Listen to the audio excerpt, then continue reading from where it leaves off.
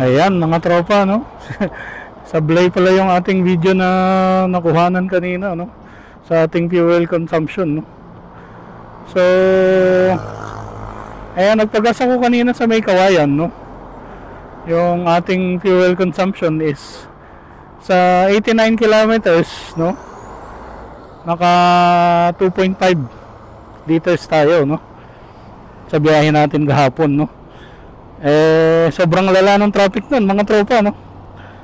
So nakuha kong consumption is 35.88, so halos 36 kilometers per liter, no? So para sa akin, no, mga tropa, no, sobrang tipid nun, no? Kasi ang lala ng traffic na dinaanan ko, no, kahapon sa Bukawi. Siguro mga 15 minutes akong gumagapang dun, no? Kumbaga, yun na yung pinakamalalang traffic na na-experience ko lately, no? Ay, naghangin nga pala ako ng gulong, no? Ayan mga tropa, no? Pag galing kayo sa north, pagka kailangan yung maghangin ng gulong dyan sa Uni-Oil, naging gumagana yung ano dyan, no? Yung kanilang inflator, no?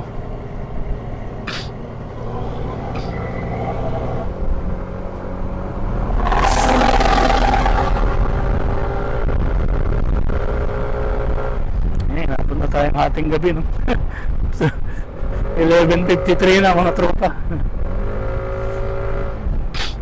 Ayun, no? So nasa 36 kilometers per liter. Idudugtong ko pa yun, no? Sa ating ano, i-add ko na lang yung ano, yung ating 2.5 liters, no?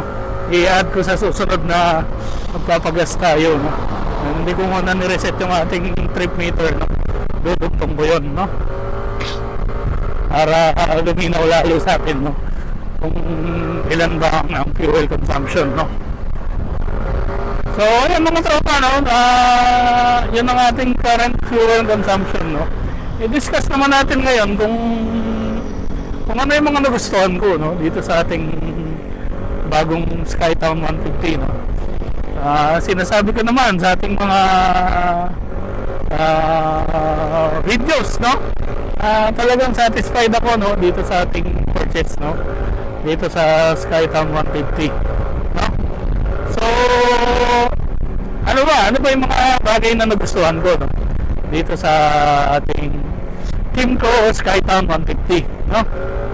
Unang-una, siyempre ang pinakamahalaga sa lahat, no, yung presyo. Sa kanyang SRP na 18,500, no? May discount pa, no, na 2,000, no, bumili tayo. So 116,500 ang bili ko sa kanya, no.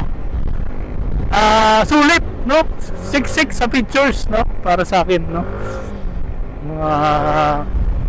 150cc, no, dual disc brake, dual channel ABS, no, traction control system, no?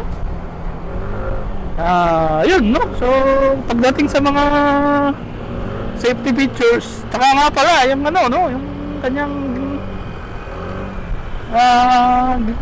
glove box, no, sobrang laki.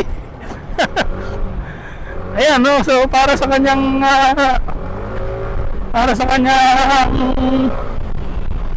presyo na 118,500, no, talagang pinakasiksik, no. Kumbaga para sa akin dito sa category na to, ito na yung pinakasiksik para sa ganitong presyo, no.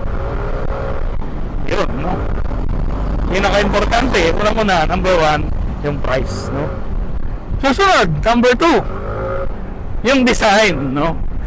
Lalo na tong golden brown na color, no, napaka-unique niya, no. Wala siyang katulad. Tapos yung kanyang windshield, no? Yung kanyang mga ilaw, no? Futuristic yung mga ilaw. Kumbaga lahat sa kanyang design is parang nagugustuhan ko, no? Siguro dahil kakaiba siya, no?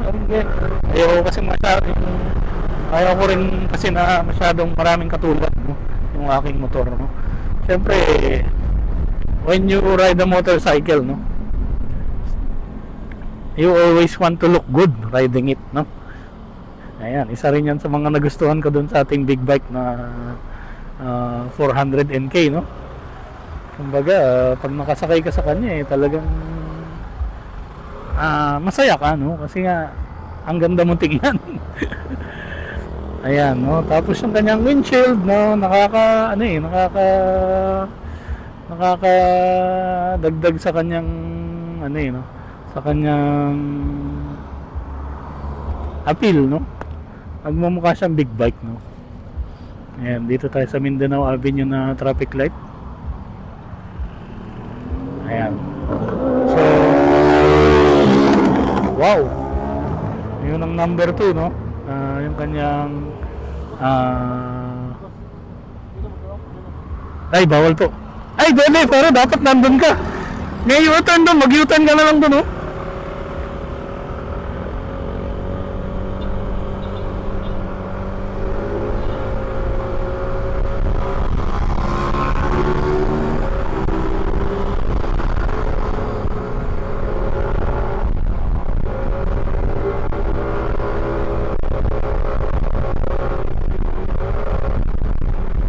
Tanong siya kung pwede ka maliwa. Sabi ko, ay pwede, kaso dapat nandun ka. Malapit lang naman yung U-turn, no? U-turn na lang siya. Ayun, so number 2 na yun, no? Number 3, no? Yung ating, sa ating mga nagustuhan, no? Is yung kanyang ergonomics, no? Yung comfort na nabibigay ng pagsakay mo sa kanya, no? Yung kanyang upuan, no? Sakto yung lambot, no? Tapos ito yung parang may sandala ng puwit dito. Masarap sumandal dyan, eh, no? Ayan, no? Parang masarap, gusto ko isandal talaga yung puwit ko, eh, no? Parang masarap sa, no? Sa likod. Ayan. Ayun, no? Tapos yung kanyang suspension, no?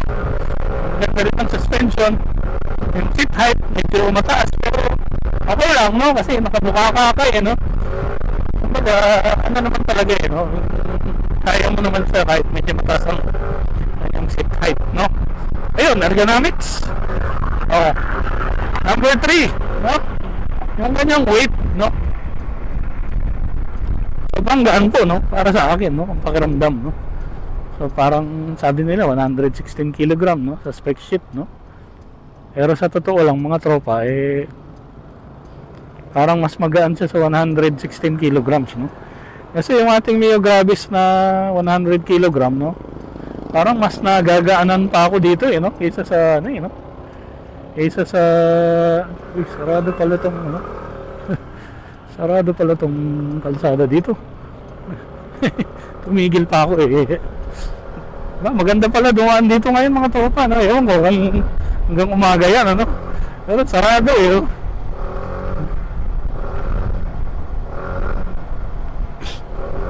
Ayun, no, number 3 nga, ergonomics, mga tropa, no? Number 4 nga, yung kanyang weight, no? Napakagaan, no? Mas parang mas madali pa siyang i-center stand kaysa sa, no? Sa 100 kilograms na, Mio Gravis, no? Yan ang pakiramdam ko, no, mga tropa, no? Yung para sa akin, no?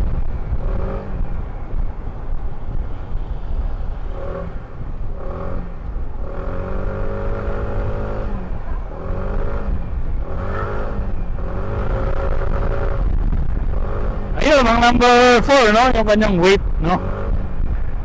Susunod, yung kanyang fuel consumption, no? So, bilang sa atin naman na galing tayo sa big bike, no? So, malaki improvement talaga, no? Itong, no, ating Skytown 150, no? Yun nga, kanina, nagpagas ako, no? Sobrang traffic ang nadaanan ko kahapon sa biyahe, no? Kumbaga, yung biyahe talaga na yun, puro heavy traffic, no? Kung tutuusin, no? Yung aking konsumo kanina, no? Tapos ang nakuha ko na consumption is 35.88, no? Halos 36, no? Sobrang tipid nun, mga tropa, no? Para sa akin, no? So, although alam ko naman na may mga mas matipid talaga, no? Ang Kim ko naman talaga, hindi naman masyadong kilala yan sa, no? Sa sobrang tipid ng motor, no? Usually mga Honda, no? Mga Honda Click, no? yung mga on the beat, no? Yan ang mga pinaka matitipid na motor, no? Pero sabi ko nga, no? Tame naman yung expectations ko, no? Kumbaga, ako maka 35 kilometers per liter lang ako, masaya na ako, no? Kasi yung performance naman, ano? Kumbaga, yung aking Neo Gravis, no? Ang pinakamatipid na na-achieve ko dun is nasa 42, no? 42 kilometers per liter. Although alam ko naman yung iba, mas kaya nila ng ano, no? Mas matipid dun, no? Kasi mabigat nga ako, no? Tapos tiga pa ako ng tiga, no? Kumbaga hindi po ako, ano, no? Yung aking riding style, eh, hindi talaga siya pro fuel consumption.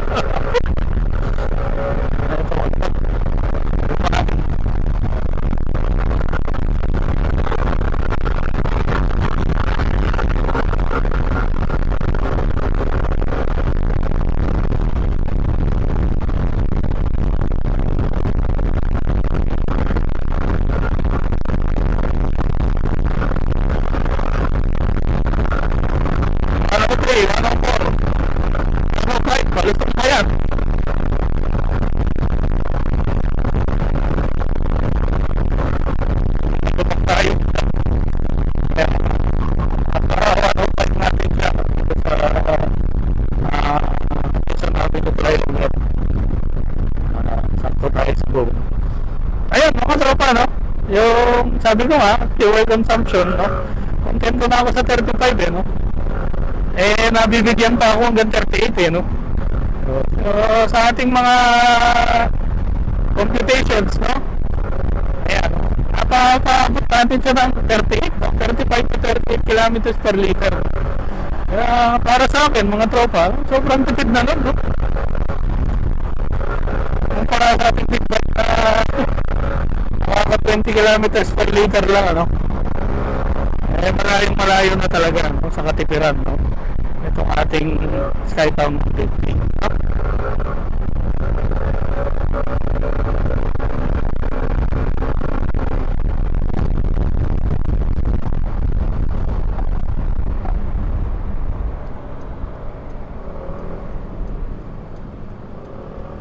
Inabot ng stop. Wow, ang ganda ng BMW, ang tropa. Oh, ano ba yan? Z3 ba yan? Oh. Wow, what a sound. Yan, inline 6 yata sa makina ng gano'n, oh. Ang ganda ng sound.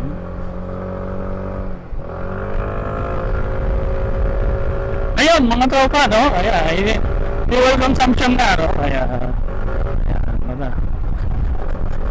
sobrang satisfied na tayo dun, no? 35 to 38 kilometers per liter. So ilan na ba yan? Malima na ba yun, no? So number 6, so added bonus sa ating likes, no? Dito sa ating Skytown 150. Ito is napaka-importante sa akin, no? Bilang galing tayo sa isang motor na may kulay board, no? Siyempre pag lumipat ka sa ganitong maxi scooter style, nawawala yung storage space, no? Dito sa harap, no? So importante sa akin, no? Siyempre malaki yung glove box, mga tropa, no? Nasa 30 liters siya sa ano nito, no? 28 to 30 liters ang ganyang glove box, no? So, kahit wala akong gulay board, marami pa rin ako nabibitbit, ano? Tulad ngayon, no? Namalengke ako doon sa Pampanga, no? Muli ako ng tosino, longganisa, itlog na maalat, no? Ham. So, lahat yun, kasyang-kasya dito sa ating, ano, no? Dito sa ating glove box, no? Tapos, kasama pa yung aking laging dalang backpack, no? Tapos, yung kapote ng ating motor, no? Lagi nakalagay dito, no? Diba, hindi ka kukulangin sa space, no? No. Kung may angkas ka man, no? Itong darating na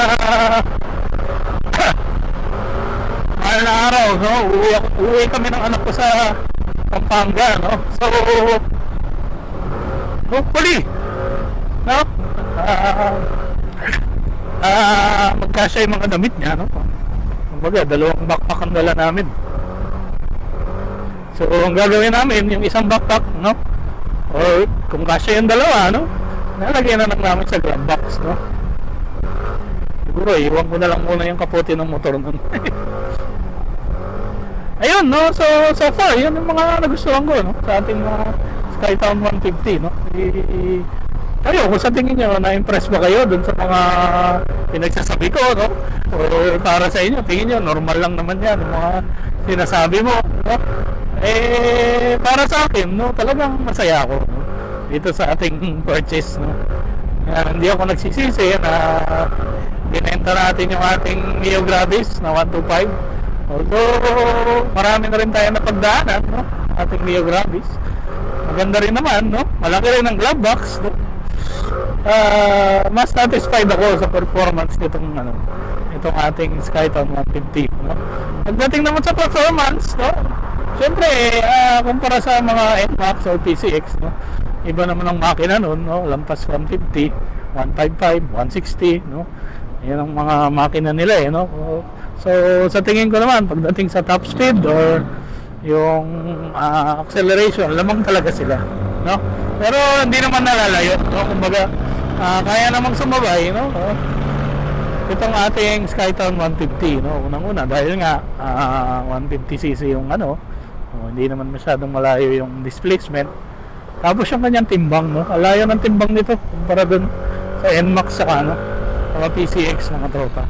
Ayun nga pala yung mga tingin ko na kumbaga kaparehas ng class nitong ng ating Skytown 150, ng mga maxi scooter type, no? Hindi naman ito parang adventure na pantapat sa ADB, hindi, no? Parang PCX saka NMAX talaga yung kanyang yung kanyang kinocompete, kasing kaparehas ng kategory ba, no? Ayun mga tropa. So yun lang. So siguro pag may na-discover pa ako na ibang magagandang bagay, no? Sabihin ko na lang sa inyo, mga tropa, no? Siyempre, dadaan tayo ng ating paboritong Segway, P. Florentino. Lumen Street, Florentino, yun ang ating palaging daan.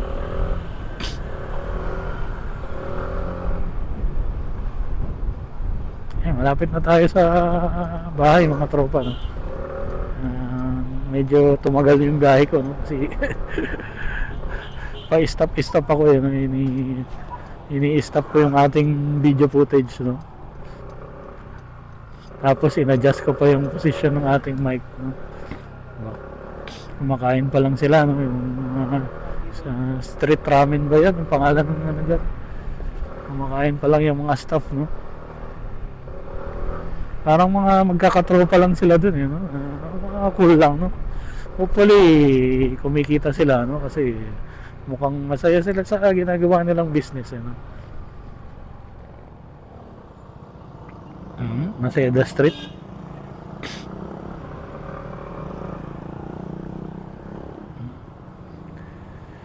Ayan, hindi ko pa na-try yung yan, sizzling Paris inasal na yan, no?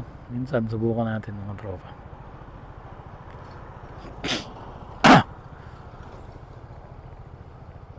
Dito pa lang kasi sa Florentino, ang dami ng nabili yan ng pagkain.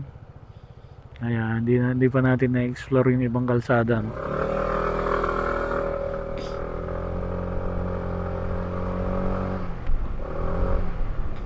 Ayan, mga tropa, no? I-stop ko na muna dito, no? Yung ating video, no? Para hindi masyadong mahaba, no? Gilid muna ako para